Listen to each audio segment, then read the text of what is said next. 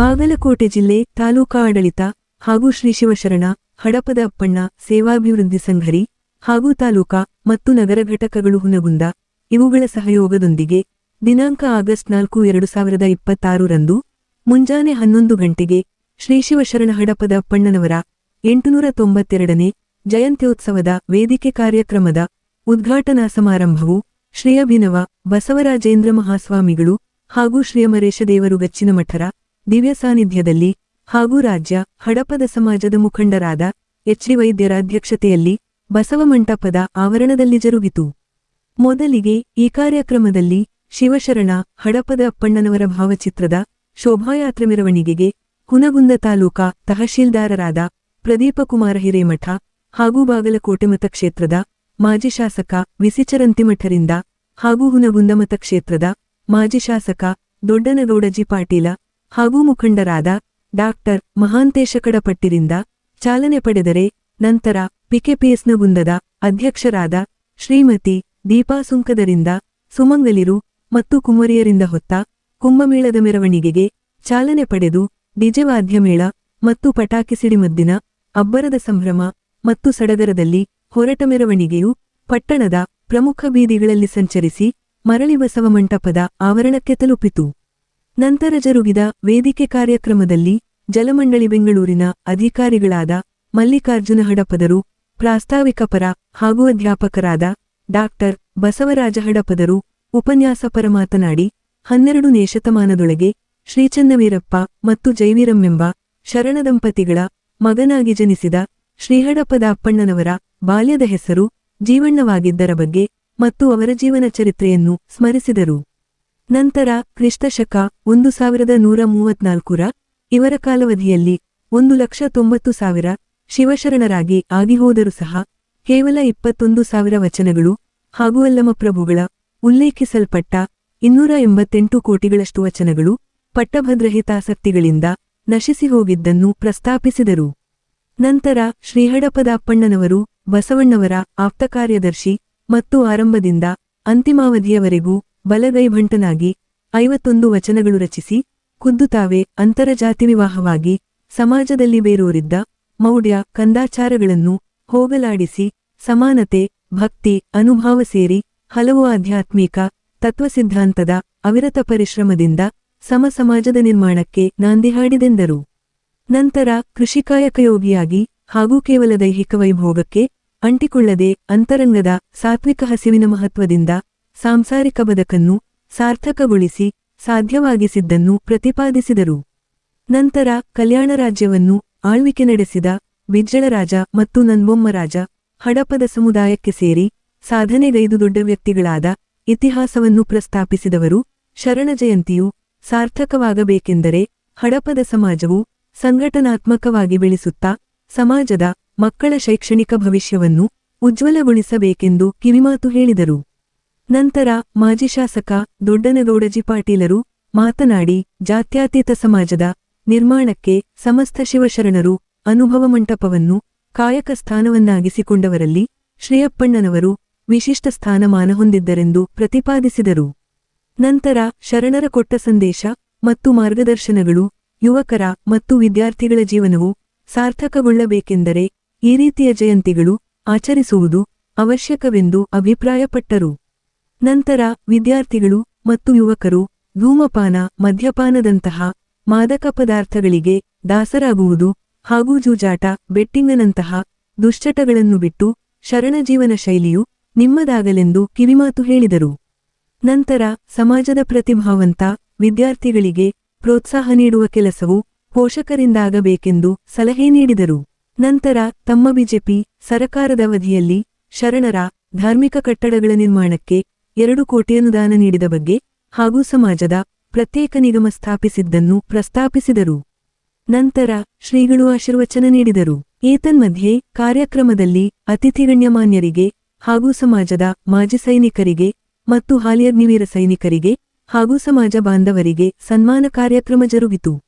ಹಾಗೂ ಕಾರ್ಯಕ್ರಮದಲ್ಲಿ ಸಮಾಜದ ಯುವ ಮುಖಂಡರಾದ ಮಂಜುನಾಥ ಕಿರಸೂರ ಹಾಗೂ ಶ್ರೀಮತಿ ಪೂಜಾ ಎಂ. ವೈದ್ಯಾಚಾರ ನರಸಾಪೂರರು ವೇದಿಕೆ ಹಂಚಿಕೊಂಡಿದ್ದರೆ ಹಿರಿಯ ಮುಖಂಡರಾದ ಶೇಖರಪ್ಪ ಬಾದವಾಡಗಿ, ಮುಖಂಡರಾದ ವೀರೇಶ್ ಉಂಡೋಡಿ, ಯುವ ಮುಖಂಡರಾದ ಮಂಜುನಾಥ ಆಲೂರ, ರಾಜಕುಮಾರ ಬಾದವಾಡಗಿ ಹಾಗೂ ಶ್ರೀ ಶಿವಶರಣ ಹಡಪದ ಅಪ್ಪಣ್ಣ, ಸೇವಾಭಿವೃದ್ಧಿ ಸಂಘದ ಅಧ್ಯಕ್ಷರಾದ ರೇವಣಪ್ಪ ಹಡಪದ, ಉಪಾಧ್ಯಕ್ಷ ಕಳಕಪ್ಪೆನ್ ಹಡಪದ ಸೇರಿ ಇತರರು ವೇದಿಕೆ ಅಲಂಕರಿಸಿದ್ದರು. ಹಾಗೂ ಸಂಘದ ಕಾರ್ಯದರ್ಶಿ ಸಂಗಮೇಶ್ ಎಸ್, ಸಂಗಮದ ಸೇರಿದಂತೆ ಸಮಸ್ತ ಪದಾಧಿಕಾರಿಗಳು ಹಾಗೂ ಸಮಾಜದ ಗುರು ಹಿರಿಯರು ಮತ್ತು ತಾಯಂದಿರು, ಯುವಕರು, ಯುವತಿರು ಉಪಸ್ಥಿತರಿದ್ದರು. Lokanayaka Kannada news bureau report Hungund.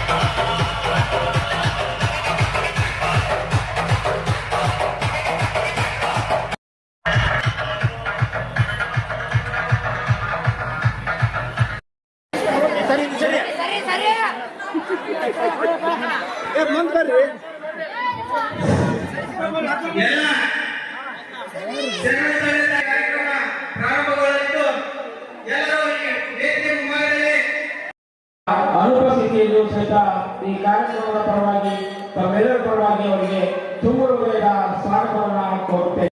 ಕಾರ್ಯಕ್ರಮದ ನಿಮಿತ್ತ ಈ ಕಾರ್ಯಕ್ರಮಕ್ಕೆ ಅನುಪಸ್ಥಿತಿಯಲ್ಲಿ ಇರುವುದರಿಂದ ಅವರನ್ನು ಸಹಿತ ಈ ಸ್ವಾಗತ ಈ ಕಾರ್ಯಕ್ರಮದ ವೇದಿಕೆಗೆ ಆಹ್ವಾನಿಸ್ತಾ ಇದ್ದೇನೆ.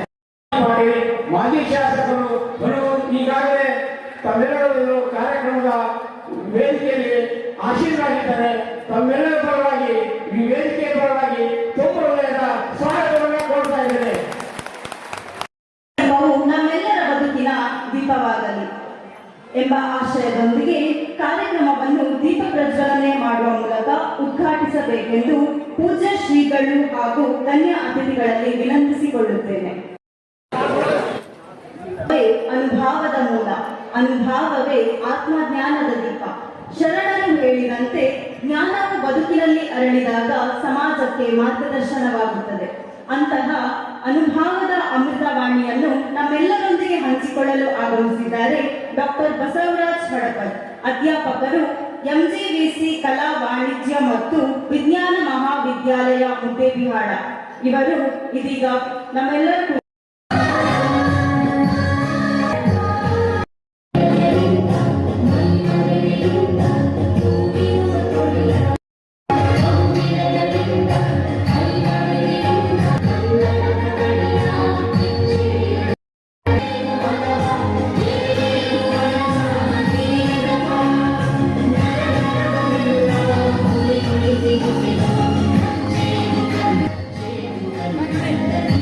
ಅದೇ ರೀತಿಯಲ್ಲಿ ಶ್ರೀ ಶಿವಶರಣ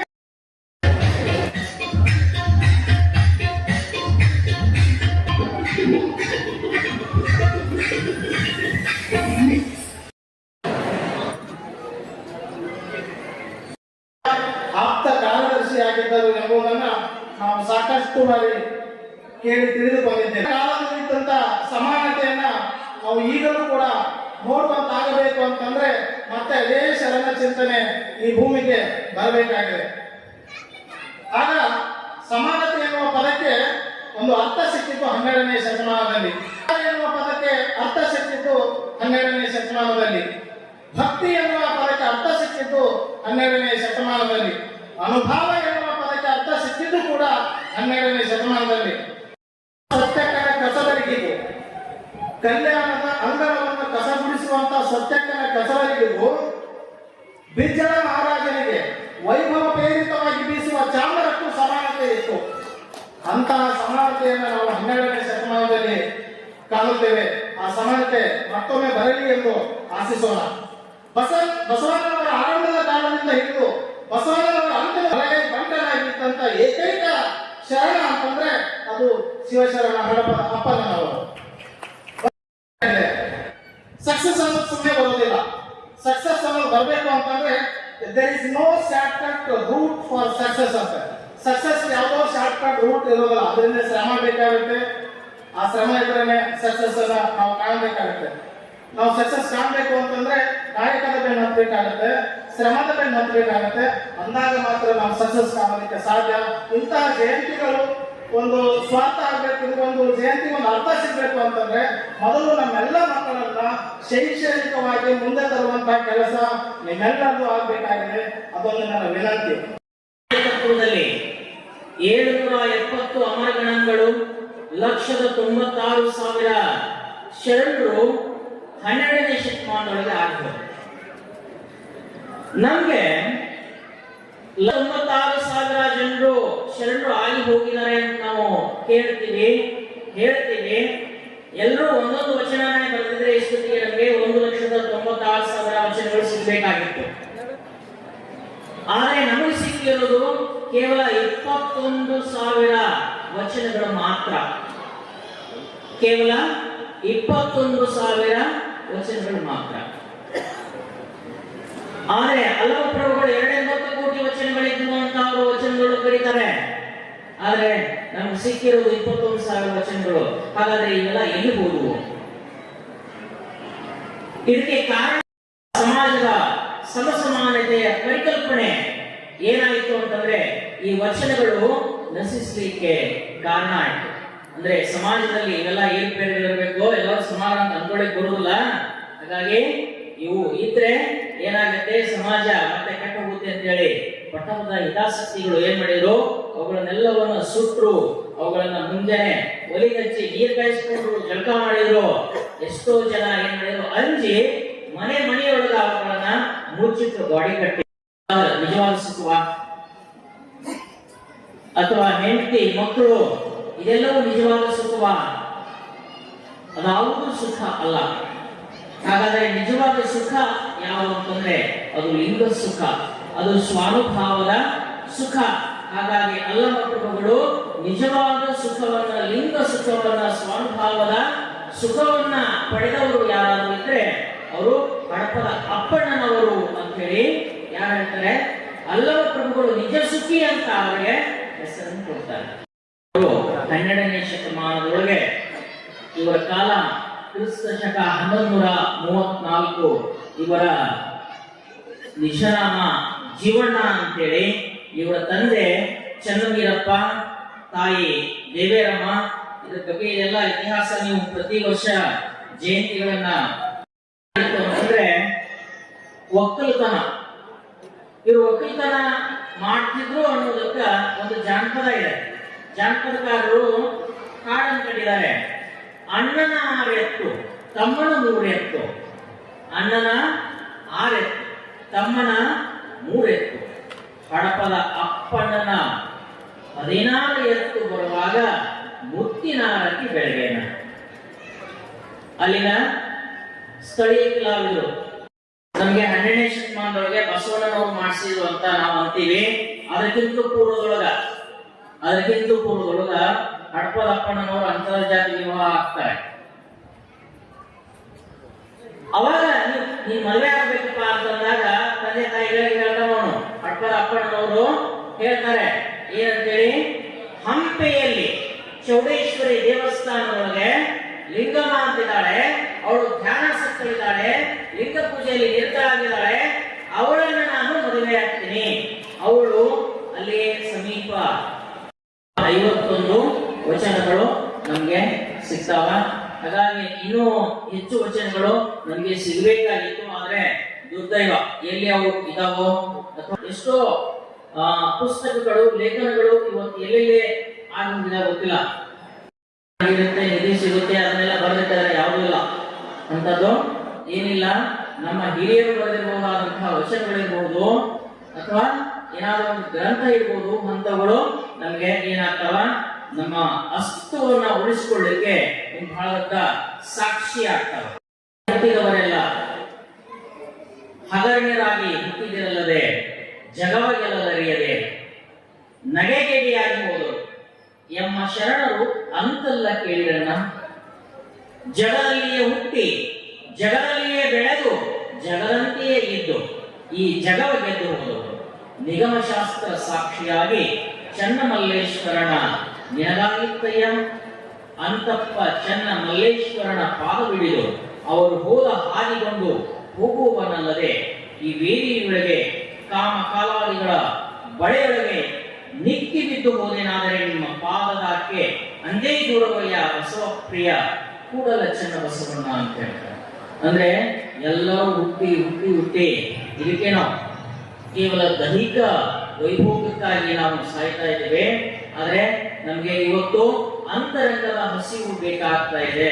ಅದು ಬಹಿರಂಗದ ಹಸಿವು ಒಂದ್ ಕಡೆ ಇದ್ರೂ ಕೂಡ ಅಂತರಂಗದ ಹಸಿವು ನಮ್ಗೆ ಬೇಕಾಗ್ತಾ ಇದೆ. ಅಂದಾಗ ಮಾತ್ರ ನಾವು ಬದುಕಲಿಕ್ಕೆ ಇವತ್ತು ನಾವು ಹಡಪದ ಅಪ್ಪಣ್ಣನವರನ್ನ ಯಾಕೆ ನೆನೆಸ್ತೀವಿ ಅಂತಂದ್ರೆ ಅವರ ಅಂತರಂಗದ ಹಸಿವಿನ ಮಹತ್ವ ಎಷ್ಟಿತ್ತು ಅದು ಅವರ ಸಾಧನೆಗೆ ಒಂದು ಬಹಳ ದೊಡ್ಡ ಮೈಲುಗಲ್ಲಾಯಿತು. ಹಾಗಾಗಿ ನೀವು ತೆಗೆದು ಓದಿದ್ರೆ ಅಲ್ಲಿದ್ದವರೆಲ್ಲರೂ ಶ್ರಮಜೀವಿಗಳು.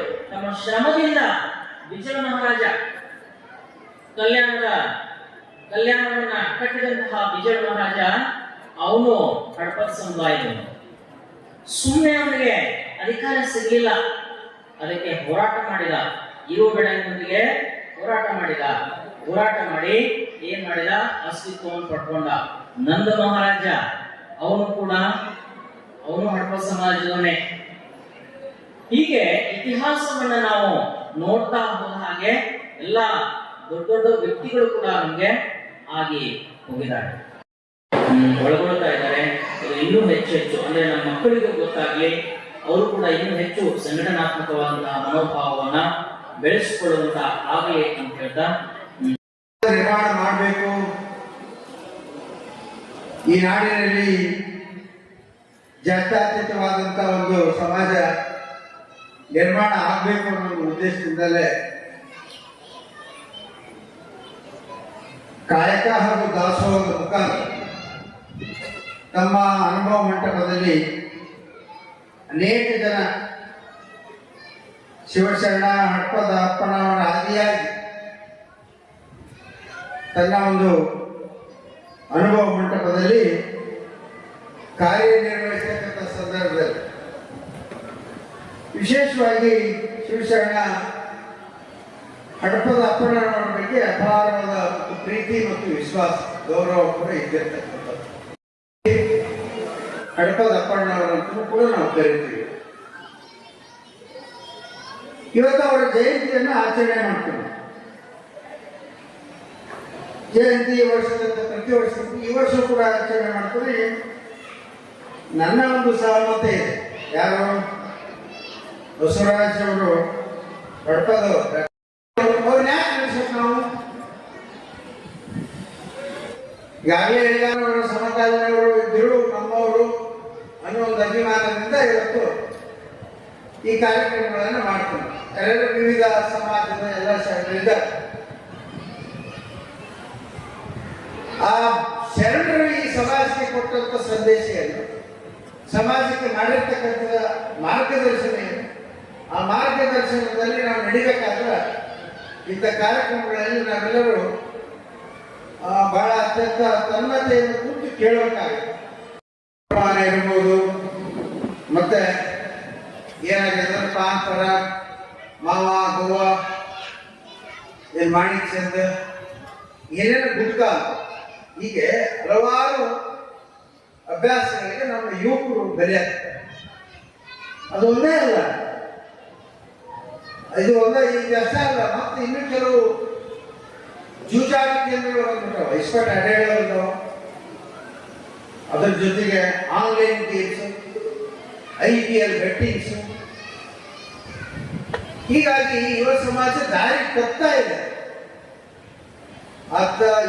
ಯುವಕರು ಏನ್ ದಾರಿ ತಪ್ತಾ ಇದ್ದಾರೆ, ಅವ್ರನ್ನ ಸರಿದಾರಿ ತರಬೇಕು ಅನ್ನೋ ಉದ್ದೇಶದಿಂದಲೇ ಇಂಥ ಕಾರ್ಯಕ್ರಮ ಮಾಡಿರ್ತಕ್ಕಂಥದ್ದು ಅನ್ನೋ ಮಾತನ್ನು ಈ ಸಂದರ್ಭದಲ್ಲಿ ನಾನು ನಮ್ಮ ಯುವಕರಿಗೆ ಹೇಳಿ ಬಯಸ್ತೇನೆ. ಕೂಡ ಸ್ಥಾಪನೆ ಮಾಡಿರ್ತಕ್ಕಂಥದ್ದು. ಹೀಗೆ ಈ ಸಮಾಜವನ್ನ ಎತ್ತಬೇಕು, ಬೆಳೆಸಬೇಕು, ಸಂಘಟನೆಗೊಳಿಸಬೇಕು. ಸಂಘಟನೆ ಅಂದ್ರೆ ಯಾವ ರೀತಿ ಆಗಬೇಕು, ಈ ಸಮಾಜ ಸಂಘಟನೆ ಆಗೋದ್ರ ಜೊತೆಯಲ್ಲಿ ಯಾವ ಶಿಕ್ಷಣ ವಂಚಿತರಾಗ್ತಾರ ಅಂಥವರಿಗೆ ಸಮಾಜದವರು ಸಹಾಯ ಮಾಡಿ ಅಂಥ ವಿದ್ಯಾರ್ಥಿಗಳನ್ನ, ಪ್ರತಿಭಾನ್ವಿತ ವಿದ್ಯಾರ್ಥಿಗಳನ್ನ ಇವತ್ತು ನೀವು ಗುರುತಿಸಿ ಅವರಿಗೆ ಶಿಕ್ಷಣದಿಂದ ವಂಚಿತರಾಗದೇ ಇರತಕ್ಕಂಥ ನೋಡ್ಕೊಳ್ತಕ್ಕಂಥದ್ದು ಕೂಡ ಆಗಬೇಕು ಅನ್ನೋ ಮಾತನ್ನು ಹೇಳಿ ಬಯಸ್ತೀನಿ. ಯಾಕಂದ್ರೆ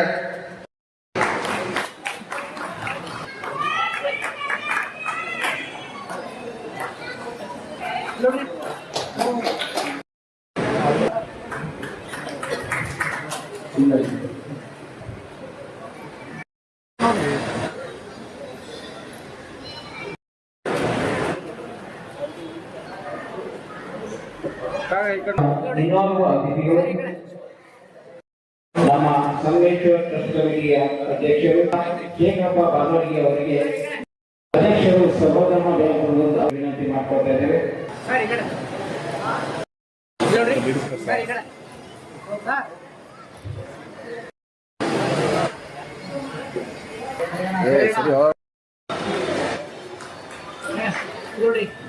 ಈ ಕಾರ್ಯಕ್ರಮದಲ್ಲಿ ಕಡಪ ಸಂಸ್ಕರಿಸಬೇಕಂತೇಳಿ ಅವರಿಗೆ ವಿನಂತಿ.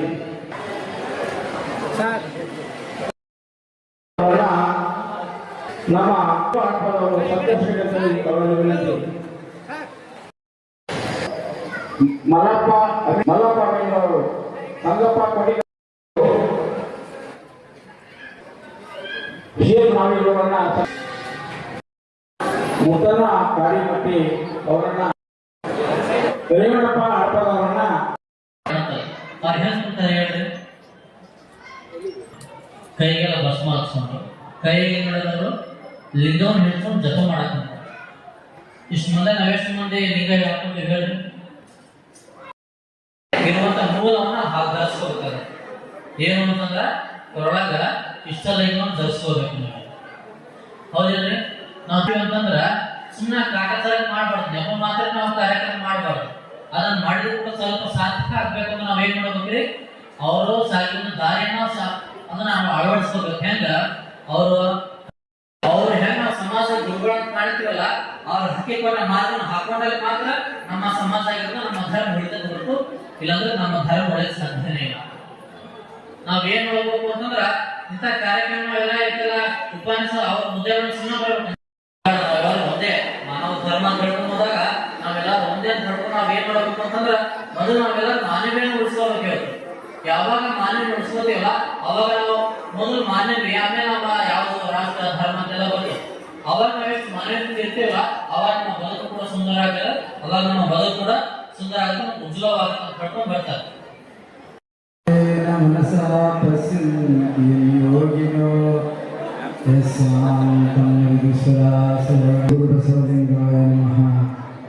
ಈ ಒಂದು ಸಮಾಜ ಇನ್ನೂ ಸಹಿತ ಹಡಪದ ಅಪ್ಪಣ್ಣನವರ ಒಂದು ಬಂದಿರ್ತಕ್ಕಂಥ ಒಂದು ಸಮಯ ಇದು. ಯಾಕಂದ್ರೆ ನಾವು ಯಾವುದೇ ಸ್ಮರಣೆ ಮಾಡ್ತೀವಿ ಅಂತಂದ್ರೆ ಸಮಾಜವನ್ನು ಸುಧಾರಿಸಬೇಕು ಅಂತ ತಿಳ್ಕೊಂಡು ನಾವೆಲ್ಲರೂ ಪ್ರಯತ್ನ ಮಾಡ್ತೀವಿ. ಸಮಾಜದ ಸುಧಾರಣೆ ಬರೀ ಯಾವುದೇ ರಾಜಕೀಯ ಪ್ರಭಾವದಿಂದ ಅಥವಾ ಹಿರಿತನದ ಪ್ರಭಾವದಿಂದ ಬರುವಂಥದ್ದಲ್ಲದು. ಆ ರಾಜಕೀಯ ಸುಧಾರಣೆ ಬೇಕಂತಂದ್ರ ಅಪ್ಪಣ್ಣ ದೇವರು ಯಾವ ರೀತಿ ಅಧ್ಯಾತ್ಮದಲ್ಲಿ ಬೆಳೆದು ಬಂದರು, ಯಾವ ರೀತಿ ಸಮಾಜದ ಏಳಿಗೆಗಾಗಿ ಪ್ರತಿಯೊಂದು ಮನುಷ್ಯ ಜೀವನದ ಏಳಿಗೆ ಯಾವುದು ಅಂತಂದ್ರೆ ಮೋಕ್ಷವನ್ನು ಪಡೆದುಕೊಳ್ಳಬೇಕೆಂಬುದು. ಆ ಮೋಕ್ಷದ ಹಾದಿಯಲ್ಲಿ ಸಾಗಿ ಬಂದಿರತಕ್ಕಂಥ ಅಪ್ಪಣ್ಣವರು ಅದನ್ನು ಉಪದೇಶ ಮಾಡುವುದರ ಜೊತೆಗೆ, ಲಿಂಗ ಪೂಜೆ ಮಾಡುವುದರ ಜೊತೆಗೆ, ಜಂಗಮನ ಸೇವೆ ಮಾಡುವುದರ ಜೊತೆಗೆ, ಗುರು ಸೇವೆ ಮಾಡುವುದರ ಜೊತೆಗೆ ನಾವು ಏನ್ ಮಾಡಬೇಕು ಅಂತಂದ್ರೆ ಅದನ್ನು ಸಮಾಜವನ್ನು ಬೆಳೆಸಬೇಕಾಗಿದೆ. ಹಳ್ಳವನ್ನು ಬಿದ್ದಂತೆ ಒಳ್ಳೆಯ ಗುರುಗಳನ್ನ ಉಪದೇಶವಿಲ್ಲದೆ ಎತ್ತರದ ಮೋಕ್ಷ ಸರ್ವಜ್ಞ ಅಂತ.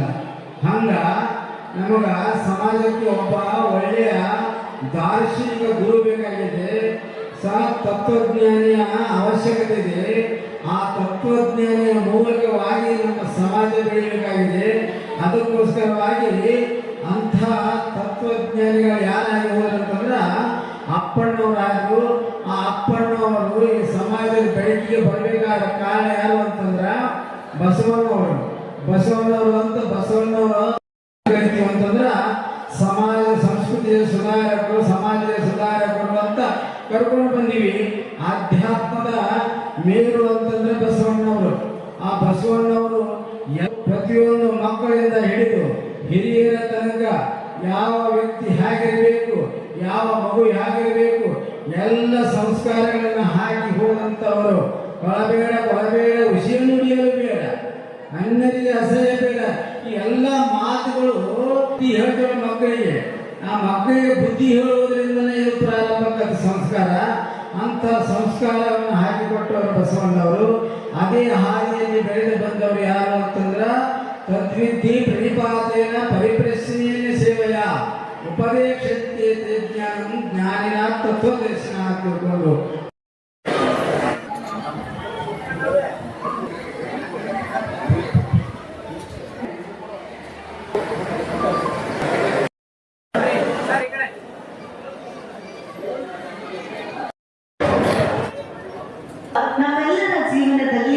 ನಮ್ಮೆಲ್ಲರ ಜೀವನವನ್ನು ಸಾರ್ಥಕಗೊಳಿಸಿ ಸಮಾಜದಲ್ಲಿ ಸೌಹಾರ್ದತೆ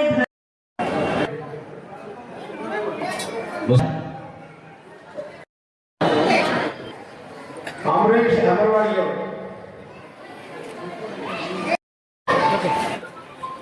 ಗೀತಾ ಅನಿಲ್ ಹಡಪದವರು, ಪಂಚಾಕ್ಷರಿ ಲಿಂಗಸೂರವರು,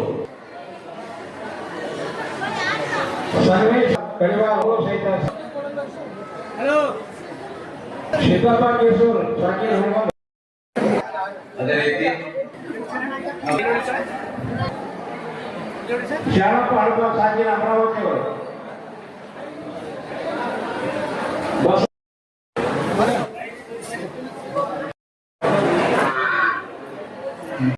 ಗೌರವ ಸನ್ಮಾನ ಸಂಗಮ ಬೆಳಗಲ್ಲ ಹನುಮಂತ ಸಾಕಿನ ಜಾಗದಲ್ಲಿ ಸಾಕಿನ ಬೇವಿನಪಟ್ಟಿ ಮಲ್ಲಪ್ಪ ಹನುಮಂತಪ್ಪ ರಾಟಿ ಮರಳ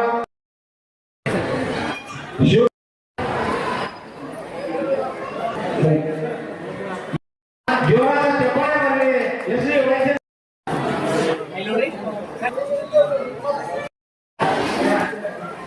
ಸ್ವೀಕರಿಸಬೇಕು.